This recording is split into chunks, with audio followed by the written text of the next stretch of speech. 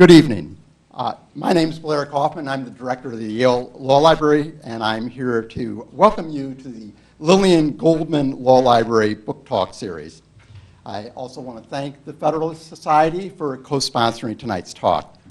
Tonight's program features Logan Beirne, who is the author of a new book on America's first chief executive entitled Blood of Tyrants, George Washington and the Forging of the Presidency. This is very much a Yale Law School book. It began as a paper while Logan was a law student. The paper was written under the supervision of Professor William Eskridge. After graduation from law school in 2008 and working 2 years in the Sullivan & Cromwell law firm, Logan returned to the Yale Law School in 2010 as an Olin Scholar and began turning the paper into the book that we feature tonight. Appropriately, we have Professor Eskridge with us to comment on the book. Professor Eskridge is a highly distinguished member of the Yale Law School faculty.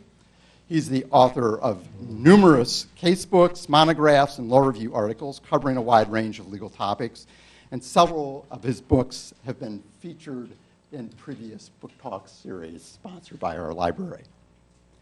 According to a recently published study by my colleague Fred Shapiro, Professor Eskridge is one of the most cited legal scholars in the known universe. Just one or two others have been cited more than Professor Eskridge, and I think that was probably a mistake. Last but surely not least, Professor Eskridge is a dynamic and innovative teacher and a wonderful mentor to young scholars like Logan. Without further ado, I will turn it over to Logan. All right, thank you very much. And I'd like to add that Professor Bill Eskridge here is particularly fitting for this talk because he is a descendant of George Eskridge, who is the godfather of our nation. When Mary Ball, George Washington's mother, was orphaned at 13, George Eskridge took her in. And in gratitude for this, she named her firstborn son after him. So thank you for coming today. Now wait a minute. Now Logan Beirne, he's quite right. But Logan Beirne is also the descendant of distinguished forebears who have a relationship to George Washington. As most of you know, who know any of the history of George Washington participated in the French and Indian War. That was probably his first real military experience. And one of the officers serving under him, in fact, the most decorated officer serving under him, was Officer Dandridge, who was a lineal ancestor of Logan Beirne, I believe on his mother's side. That's correct. And indeed, after an important battle, one of the few battles that George Washington actually won he turned over the sash of General Braddock to his trusted and decorated officer, Officer Dandridge. And we have that sash here today, which we will award to Logan Beirne. Thank you. The Braddock sash. Okay, which makes Logan Beirne a very appropriate author for today's book. Although they carried Braddock's body in it, so I might take it off. It's funny because Professor Eskridge and our families go back a long way to colonial Virginia. In fact, the last time that we sat around speaking, our two families, about politics, it started a revolution. So are we sure this is safe? No. Okay, here we'll try. Yale Law School is a hotbed of rest. That's true. So this ancestry and heritage comes into this book quite a bit. Mine being revolutionary heritage, but also I'm fascinated by the fact that each and every one of us has a rich family heritage, and I think it's important that we remember that and learn from it. And this book itself is actually on our national collective heritage and what we might learn from the founders when they were forging what it meant to be the American commander-in-chief during the Revolutionary War. So this book actually started way back. When I was very young, my father would take us to a reenactment of the Battle of Lexington every year without fail. And it would be a freezing cold morning in April, and we'd be watching these reenactors put on a little battle. My favorite part was the breakfast afterwards. We would go to this little restaurant, and it was wonderfully hokey. The waiters and waitresses would dress up in period costumes, and they would act the role of different patriots. My father, having a very dry sense of humor, he would torture the man dressed as Washington and try to make him break character. It was very hysterical. And eventually, the guy every year would laugh eventually. So fast forward about a decade or two later, I'm sitting in Professor Eskridge's constitutional law class. And you're describing Article 2, Section 2, the Commander-in-Chief Clause. All that it says is that the President shall be Commander-in-Chief of the Army and Navy. And it doesn't say much more.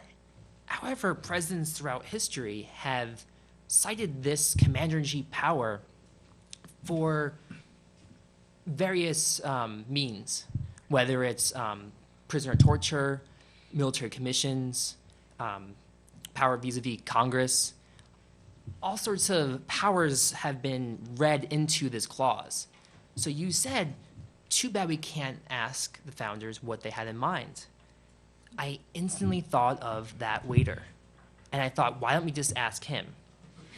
And I did the next best thing. I actually went to the library where Teresa helped me go through the tomes of primary sources and the excellent collection that we have here of documents and diaries and newspaper clippings, and really getting a thorough look at what these founders were saying to one another and what they believed and understood the term American Commander-in-Chief to mean. Sure enough, I kept on working on it, and I turned to my first draft. Do you remember what you said? Well, I like the title. It was George versus George versus George. You And did. I think the Georges were George Washington, George III, and George W. Bush. That's right. That's right. I was comparing the three. And you did like the title, but you asked for more. So here's more. So I kept on working and eventually evolved into the book that we have coming out in the next couple of weeks. And what really struck me when I was doing my research initially was a quote from Washington where he said, "The foundation of our empire was laid not during a gloomy age of ignorance and superstition, but during an epoch when the rights of mankind were better understood and more clearly defined.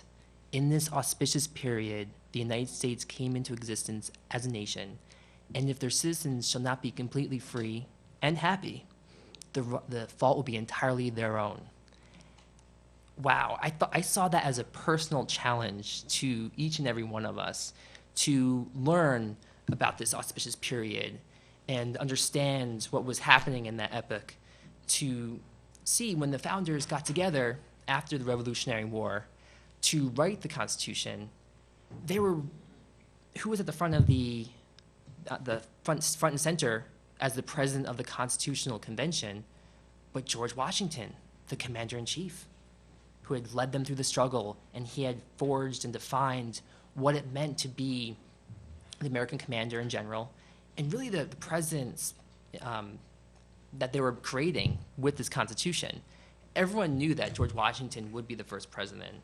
In fact, when it came time to elect him, he received every single vote.